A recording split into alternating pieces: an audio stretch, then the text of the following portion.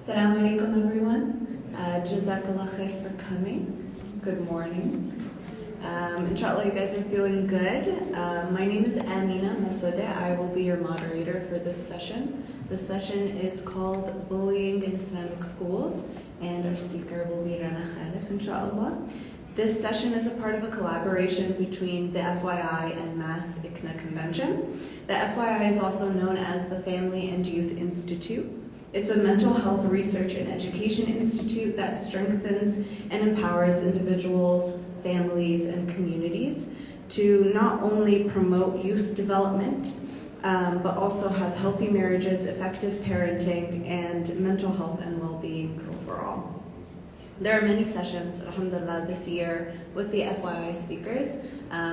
Just today we have 10 sessions. So feel free to be on the lookout. We'll have another one called Mental Health in the Classroom with another one of our speakers, Ala Sharif, in this class at 11:45. So inshallah we'll see you then. And I wanted to invite you guys there as well.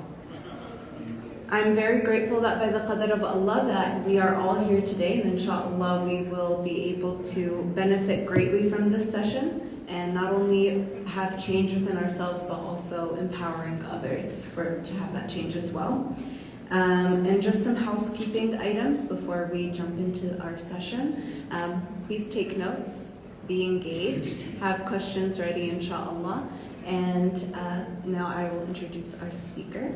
Rana Khalif is a community educator at the FYI, a leading mental health research and education organization.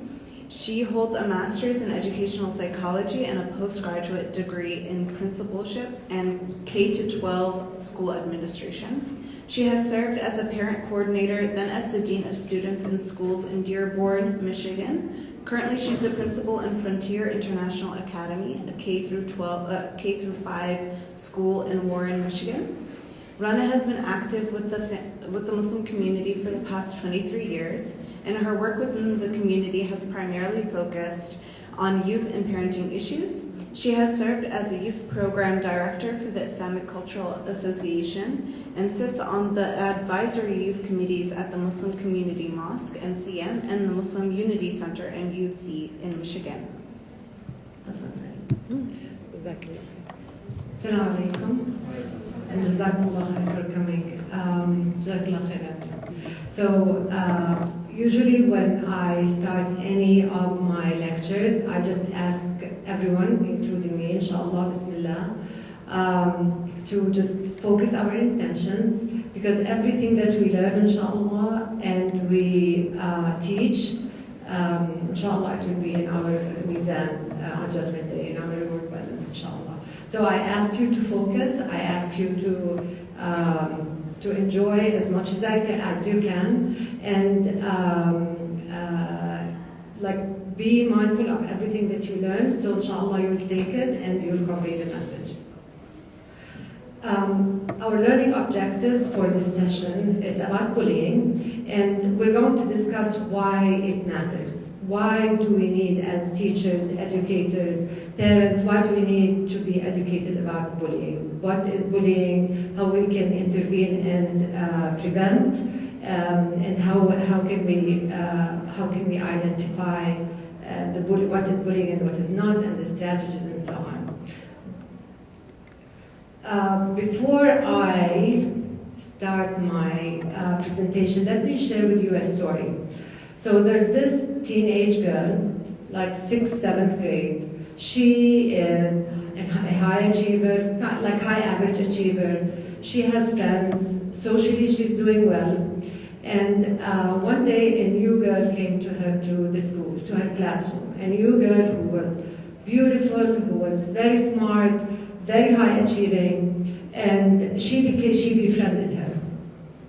They became close friends, and then they were a group of friends. At some point, this young girl noticed that the other girls, there was a talent show in the school, and there's a group of girls who were practicing without telling her, and one of them was that new girl, and they were practicing, performing. They wanted to perform without even telling her. She was hurt. But she didn't say anything, and she stayed friends with them. And then it was her birthday, and her mom said, invite like 6, 7 of your friends for your birthday.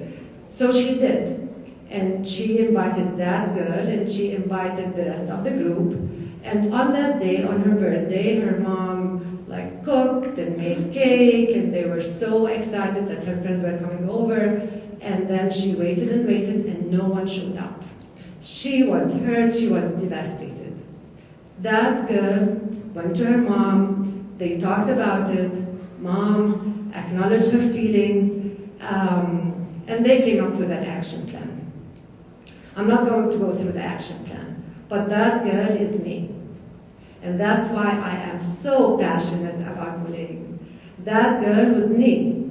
I was, not long time ago, but when I was in middle school in Jordan, that's exactly what happened.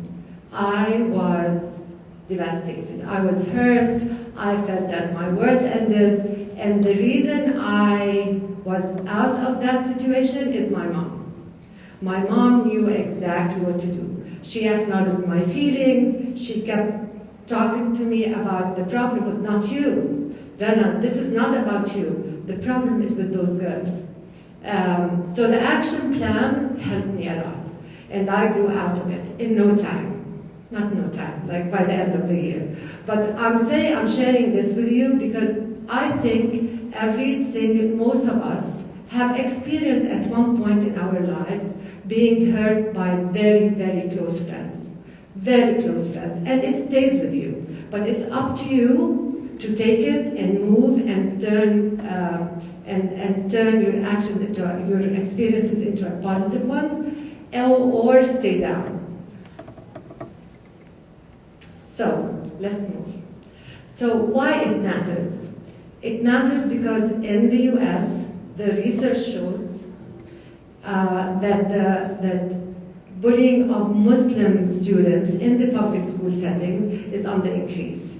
Muslim students are bullied 2 or 3 times as much as the regular, and the research and statistics shows that 1 in every 4 students has experienced some kind of bullying at some point in their lives. So it matters. It matters that our children, whether Muslims or if you are an educator in a public school, it matters that those children are being bullied, are being hurt. So the size of what's the impact of bullying? And again, this infogram is outside. It's outside. Yeah, there is samples of it outside.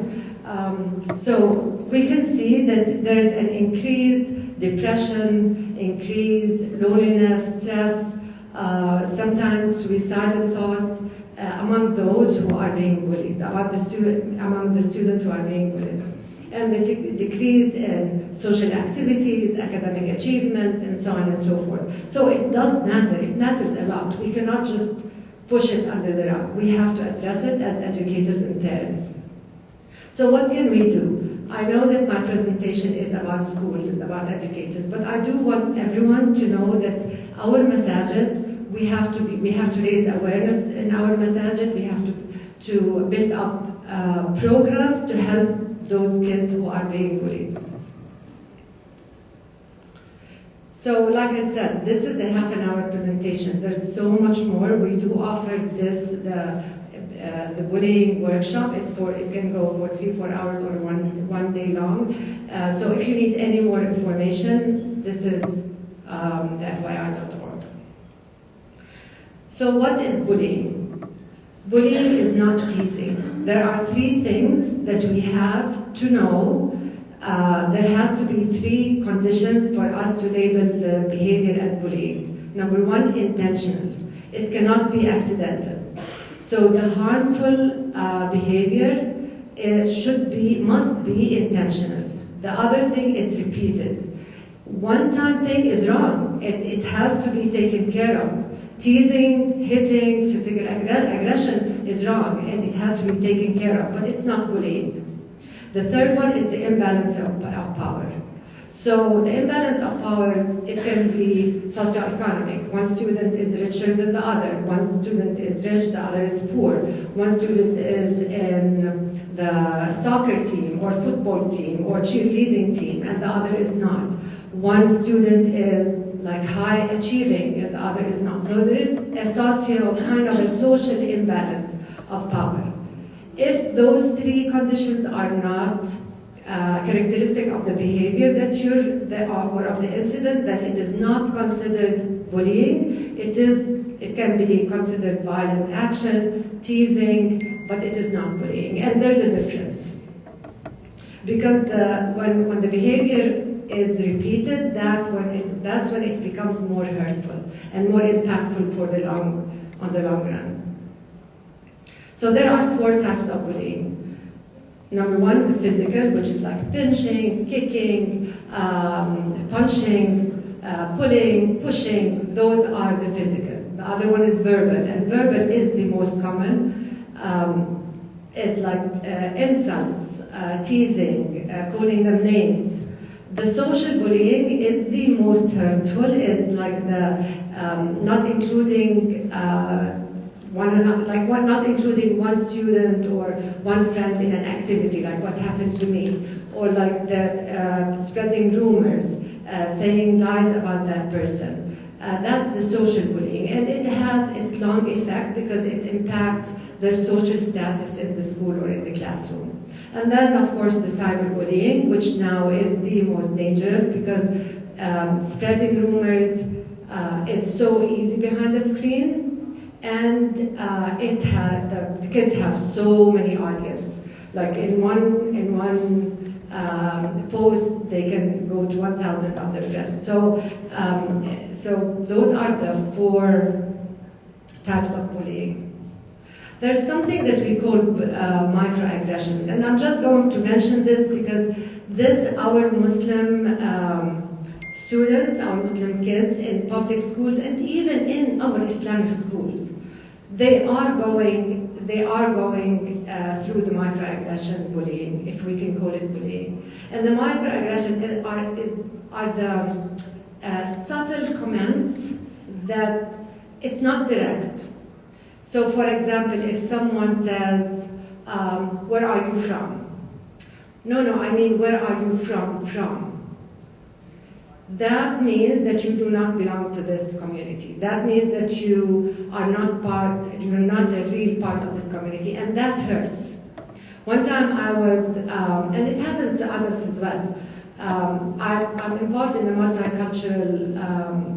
multicultural council in Farmington Hills in Michigan, and we were doing an interfaith event, and we were outgoing, we were having discussions, and then one of my friends, and one of my close friends, a non-Muslim, she came to me and she said, you're not like the other Muslims. The other Muslims do not talk to us. To me, that's a microaggression. To me, I did not feel good about it because my belonging is with my Muslim community. No one can tell me that, oh, I'm different. That's a microaggression. So I am going through this because we need to identify the behavior that we face and our kids do face. Who does the bullying? It can be friends, classmates, it can be adults, it can be teachers, it can be sometimes, unfortunately, it can be dean of students, principals, it can be whoever has authority can do the bullying on the students or on the youth. And then we come to the most important piece of the bullying, which is that what are the signs? How can we identify that our child or our student is being bullied? And there are emotional signs, academic, social behavior, and signs that the teen may be cyberbullying others or being cyberbullied. But the emotional, we really have to look deeper when we interact with our students and our children, and so that we can know if they are bullied or if they are going through the bullying.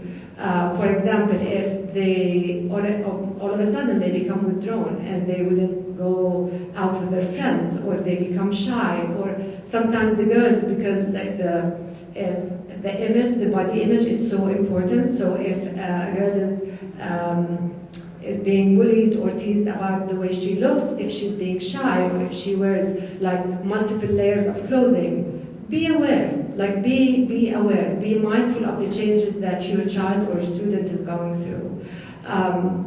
The academic, if you notice that one student stopped doing their homework, or if you notice that your child's grades are going down, or if they are not participating in the project that the teacher is giving them, those are all flags, red flags that you should investigate in and ask questions about.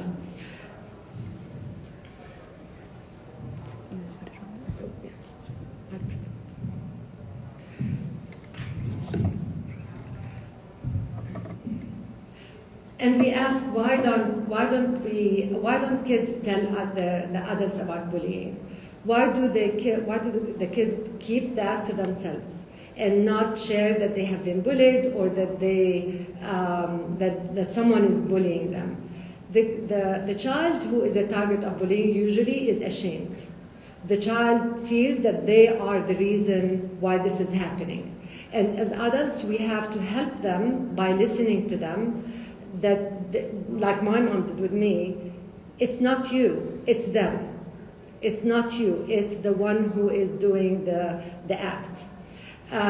Only 32% of the Muslim kids, when they were asked, why don't you tell an adult in your life about the bullying, they would say, it doesn't make a difference. The bullying continues.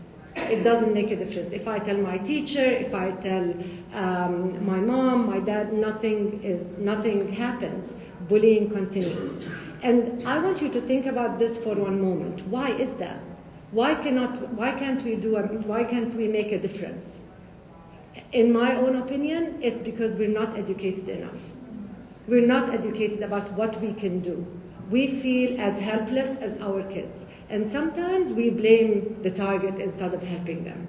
The first question that we would ask many, many times, and as an educator, I would say this is what we do, and if we're not mindful of the way we act, is, what did you do? Oh, he hit me. What did you do? So we shift the blame on the target.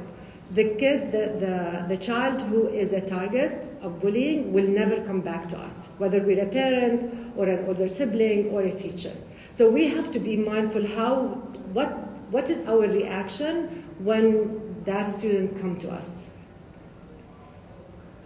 So we have a bullying incident, we have a target, and we have the child who is doing the bullying. And I do want you to notice my language. I will not say a bully.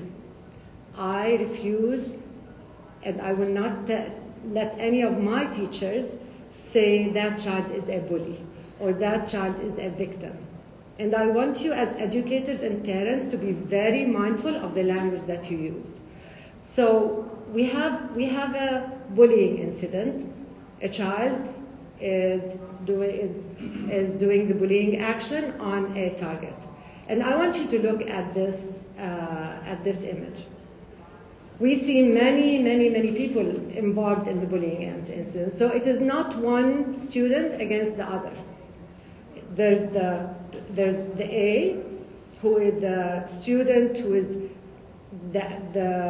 doing the bullying, and then there's the G, there's the H, who is the target of the bullying, correct? But all of the others from B to G are involved in that incident. So when we intervene as educators and as our kids' advocates, we need to work with all of these. We need to be mindful of B, C, D, E, F, G, and see what can we do, because H needs our help. So A, we will leave him or her at the end.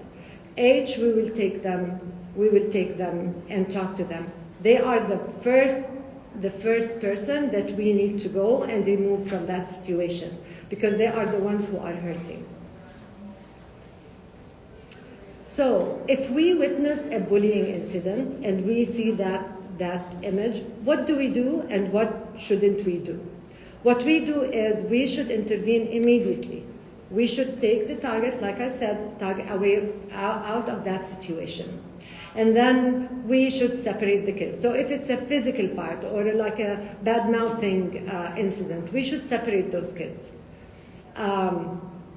If there are any medical or mental health issue, we should take care of it immediately. And I want, this is extremely important. We should be role modeling our behavior. So if we see shouting, we should not scream at the students, no matter what, because we need to de-escalate the situation. And if we do if we're not role modeling, then we are not teaching those students anything or those children anything. So by our action, it is more important than our words. How we react to the situation, if we panic, if we scream, if we shout, we lost half of the battle in fixing the situation. What we should never do is try to solve the problem immediately. Ask the target of the bullying, what happened? What did you do? Ask the student who is doing the action of bullying, why are you doing this? Ask okay, everybody, tell me what's happening on the spot. Because what happens is, usually the child who is bullying, usually they love the attention. And by asking everyone what's happening, you're empowering that student. You're increasing his power. And the target is getting smaller and smaller and smaller. So that defies your purpose.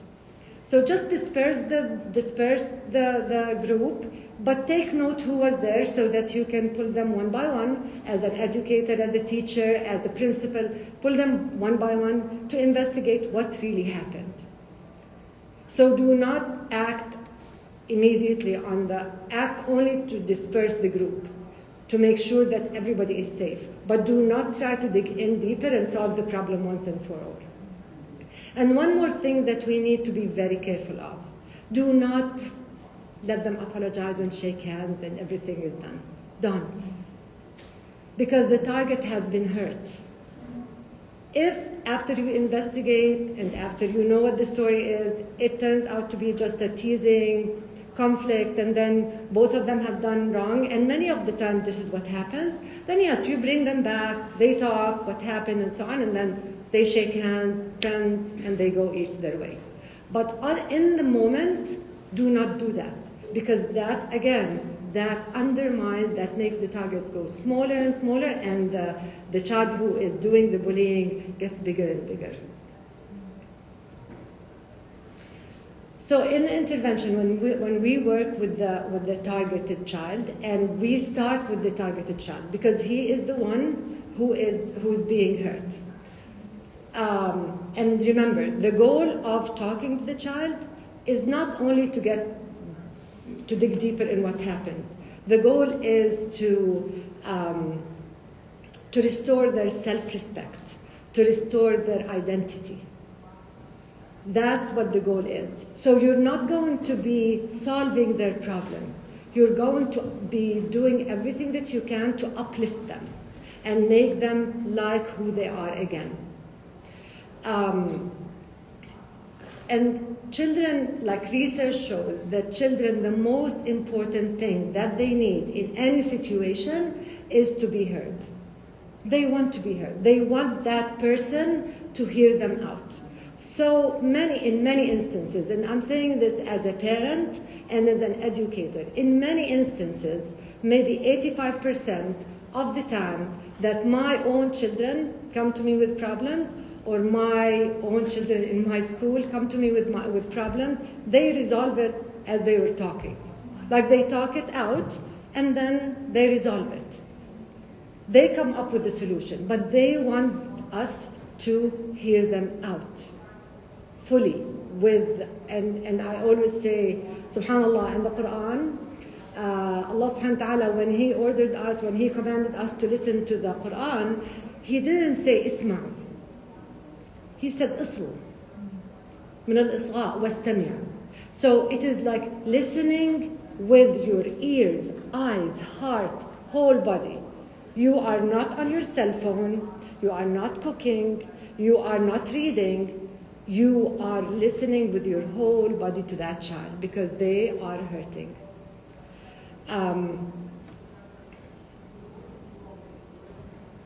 So how do we listen? Again, with our whole body, with our eyes, and then we ask questions.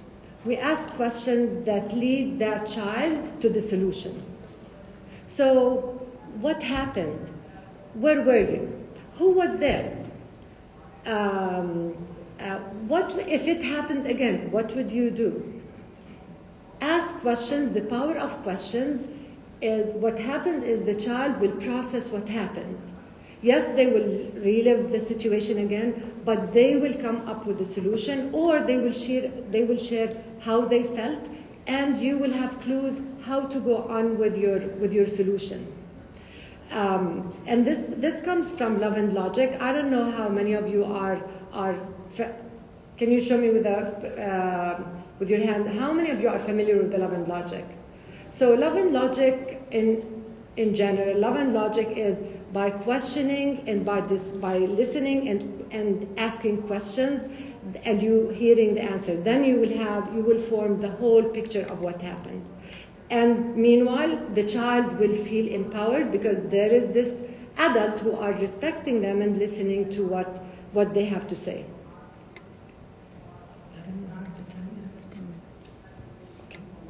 So working with a child who bullied, remember, we worked with just by listening to them and going deeper in the story about what happened, and then we're going to be working with the child who actually bullied.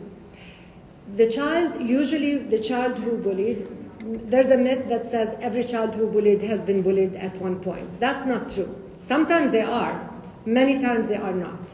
But the most of the research that assess why the child bullies is because they want power. Many of them, they just want attention. Many of them, they do not belong to that community of learners, and that's how they want to belong. Many of them have issues like social, emotional issues. They need mental health support. So the best thing to do is to actually sit with the child who bullied, and try to figure out why is he bullying, because the solution or the consequence that you are going to provide for that child will depend highly on why they are bullying. Why are they doing it? It might be something from their household, it might be something in the school, it might be power, like they like the power, they feel powerful when they are bullying others because everybody is around them, and some of them are even cheating those kiddos. But one advice for the educators and parents of the children who are bullying, because some of us are parents of children who bully, a sincere advice is, number one, if you're a parent and you have heard or the school have contacted you that your child has bullied another child, try to talk to your child and figure out if they are really doing this. Admit it. That's fine. Because like my colleague Ala said 2 days ago, the diagnosis is a door of opportunities. The diagnosis is not a shame. Once you know that your child has a problem, whether they are bullying or they are the target of bullying, once you admit it, you are at the first step of solving it.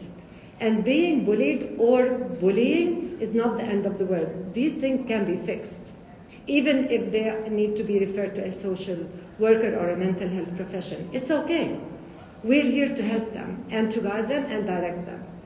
But my first advice, after you diagnose and you admit, is the child is a child.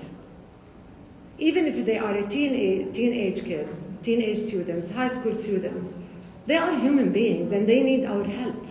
Sometimes bullying is a cry for help. So do not judge them. Do not put them down. when you are giving consequences as a school or as a principal or as a dean of student or even as a parent, choose consequences that teach. Do not punish. Consequences that teach. Make them clean the school. Make them clean the cafeteria. This is not humiliating them.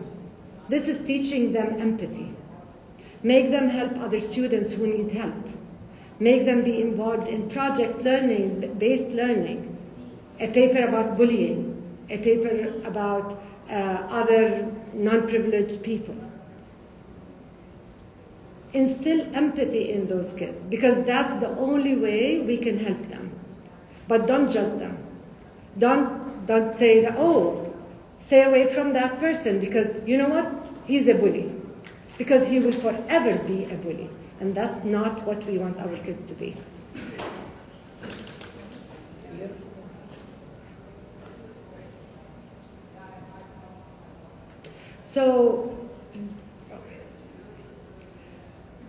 But the most important people to work with after the target are the bystanders, who are like the E, F, and G.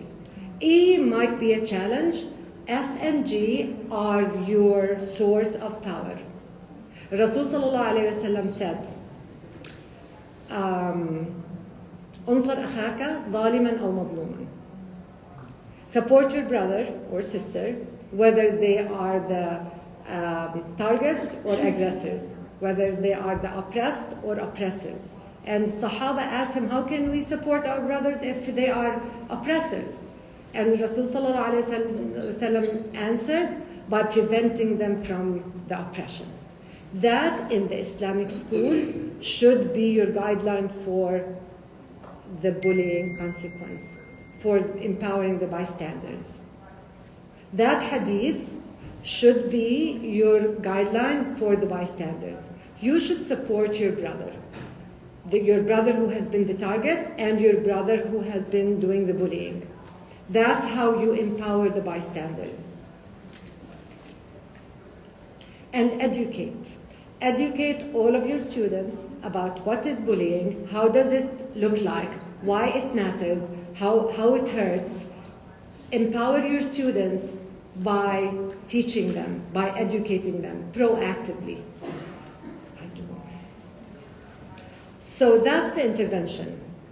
But I am a person, as a principal, as an educator, I do believe wholeheartedly that this can be prevented before it happens. I am not kidding you. In Frontier International Academy in Warren, Michigan, we are a positive behavioral support system. How many of you are familiar with the positive behavioral support system? So the positive behavioral support system is teaching the students how to behave by using positive reinforcement. By reinforcing the positive behavior, and reinforcing the positive behavior is by like a gesture, a smile, a tap on the shoulder. It's just recognizing the good positive behavior, being kind, being empathetic, being helpful, being clean. All of this are recognized and reinforced. What happens is when you reinforce the positive behavior, it happens again and again and again. And guess what? There's no room for the unkindness, the rudeness, the negative behaviors. So I highly, highly recommend that every school, when it's never too late, start teaching your kids, your students, your parents, your teachers, how to reinforce positive behaviors and how to give consequences for negative behaviors. That way, there's a balance. The positive behaviors are on the rise. The negative behaviors are getting less and less and less. And that's how you build a positive culture, a positive school culture, where every child feels safe when they come through your doors. Every child feels that they are safe. The adults are positively interacting with them. There's a mentor, there's a teacher, there's a parent, there's the cafeteria person who will listen to them if they have complained. Everybody is on the same page. If they see a bullying incident, everybody knows how to act. Everybody knows how to take the target from that scene and how to talk to the child who bullies. Everybody knows that there are consequences. Parents are advocates. Parents are part of the system. That's what will teach our kids to be kind, and the bullying will go down.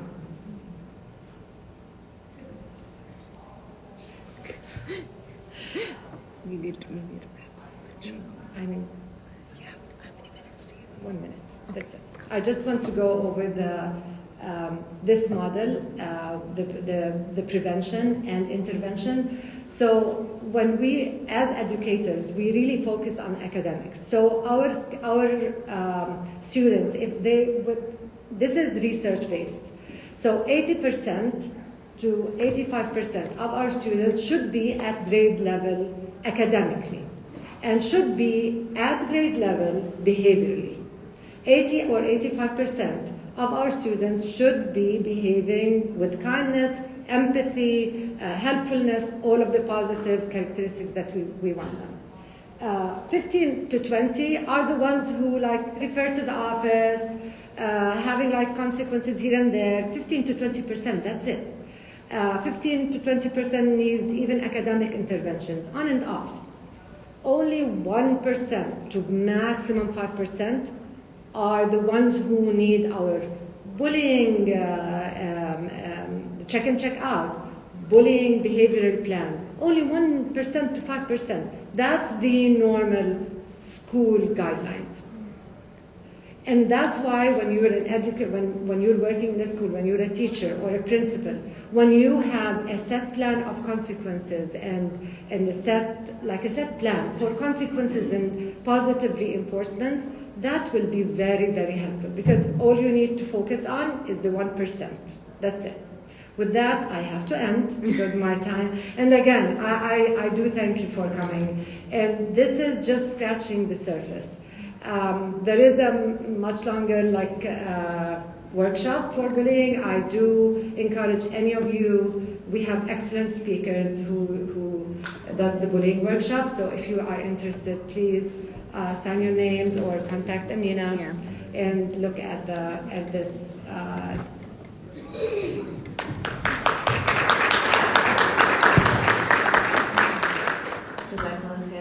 She's an incredible speaker, mashallah. Yes.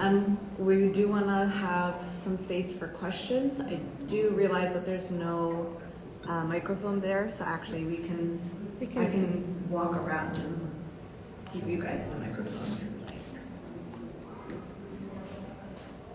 Oh, it is stuck on this. I will not be able to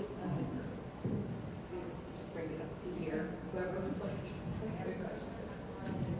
So my first question is, you mentioned a couple of examples for consequences. I would like to hear more, especially if we're talking about kids at the early age of school, like 5 to 7, some examples that can be effective and have corrective action impact on the students. Another question before I give the mic, if also you can give us some advice on technique how to handle bullying among siblings. So yeah, that's it for me. Jazakallah khair. Bullying between siblings is interesting, right? So the first question. So if you have, we're talking about kindergartners, I am going to say that kindergartners are the easiest, 5 to 7 are the easiest group to impact by the consequences, but it has to be consequences that are very kind. And so, and I, as an educator who have been working with kindergartners, I don't think they really are. I can label them with being bullying. They are too young, too good, too pure to be mean enough to bully one another. But there are they can grow into being into becoming into bullying if we do not treat the unkindness, right? So I do the kindergartners, when a kindergartner is acting in a mean way, taking the toy, not sharing the toys, I think that the best way is for them number one, talk to them. Number one, like talk to them, take them. And I do want to mention that public discipline is more hurtful than non-discipline. So when you see a child who is not sharing and or even hitting and pushing, do not discipline in public. Take them aside if you're a teacher and talk to them privately. It is I advise everyone, like kindergarten first and even second, to have in your classroom to have what we call Alaska corner, where they go and cool off for 5 minutes. And we all know, if we're educated, we all know that per 1 year of age, 1 minute of time out. So if they are 5 years old, we only send them, whether at home or in school, 5 minutes to the cooling area to calm down. And then there's always the reflection sheet, always. There are online many reflection sheets that how do you feel, and then there's the smiley face, crying face, angry face, and they just color it. Or they can write what they did. It's always good. The discipline, and we all know the difference between discipline and punishment is huge. The discipline is we're teaching the kids how to behave and why their behavior is not accepted. And the only way for us to instill that critical thinking in behavior is for them to be writing or thinking. The kindergarten at first grade, maybe they cannot write, maybe they can tell you and you write it. Or maybe they can record on their Chromebooks or laptops, they can record what happened. But with that age, it is very important for them to reflect and then give back the toy to that child. That's what we do. Taking privileges, taking recess, that does not work. If you take away recess, that means they will continue because they're angry. They just focus on the consequence. But if it's a reflective practice, it will help. The siblings, we have to treat it exactly as we do the school. We have to get to the root of it. Is it really bullying or not? If it's repeated, with the siblings, the balance of power is difficult. Sometimes because a sibling is more popular or more successful, and then the other one feels a little down. But it's exactly like the students in your school. Talk to the target. Encourage them in their unique way. So if you have two boys, one is like a football player, A student, and the other one is just normal, average, there must be something unique about the younger or the average. Find it out. Make him shine. Make him really, really shine in his own way, and that's the only way that you can uplift him as a mom.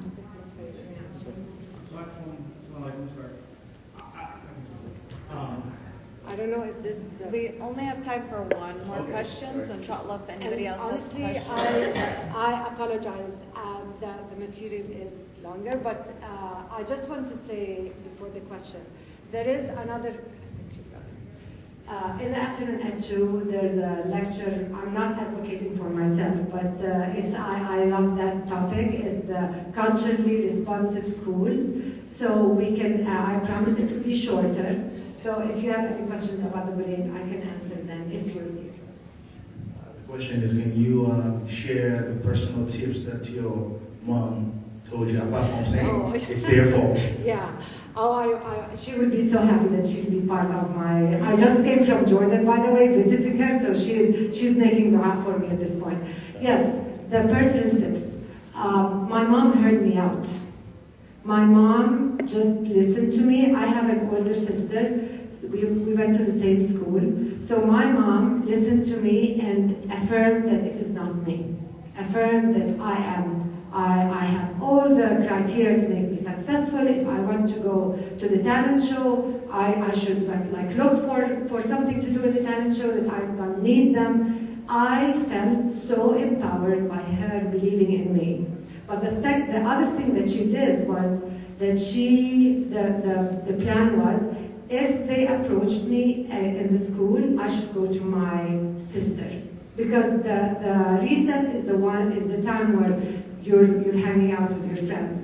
And I did that. My sister just kept her eyes open for like 1 month until I figured out other friends, and I was with other friends, and I stayed away from them. I was so hurt. I was done with that girl. But I would say, and now look at me. I'm saying the story, and I'm still emotional after. I'm not going to share how many years. But the key is my mom heard me out. My mom heard me out. She listened, and she listened with her heart, and she put in my sister as a support in that school. So just Yeah, it's 11:15. And then they'll kick us out. So I'm a principal for Sunday school. So I get some students a couple of times now where they say especially middle school and high schoolers, where they get bullied in their public school. Yes. Yes. And they're reaching to me as a principal, and it's outside of my context. So what can I do to help them within my context? And how can we interface with the public schools? Yes. And how can I help from my side? In addition to the parents. Yeah. So I am going to say this very quickly. Jazakallah khair. And that is a great scenario, because that means that those students trust you so much. You're their mentor. And this is what our children need.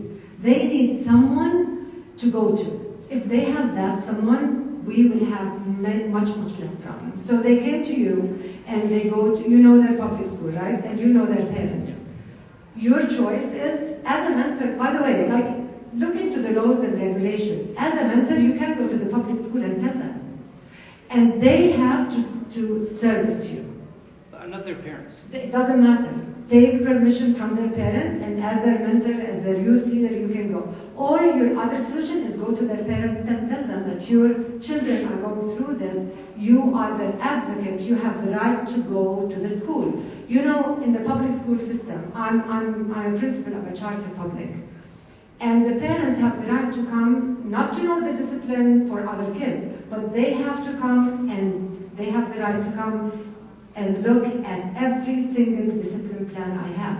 By law, every public school have to have in their records, in their school improvement plan, a discipline plan and a bullying intervention plan. Bullying, because bullying is becoming a national problem. So take them, go to their parents, take their parents. So show me what you have. Yeah, exactly. And evidence. Like, if the students came to you and tell you we've been bullied, okay, how, where? In the classroom, who's bullying you? Write it all down and go to the parents, or the parents go to the. Don't be scared. Like, parents, educators, you have so many rights in the public school system. So many rights, especially for bullying, anti-bullying. So, yeah, Jazakumullah khair. Jazakallah khair, everyone. Sorry, let me just put this down. Inshallah, we will have another session at 11:45 here. It'll be mental health in the classroom with Ala, and then at 2 with Sister Anna as well. Inshallah, this session was beneficial, and may Allah subhanahu wa ta'ala allow us to take all the information and knowledge that we learned and apply it into our lives.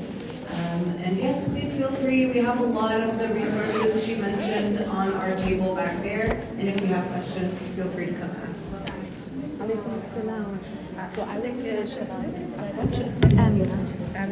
Okay. So عندك, did you record her? Yes, I recorded.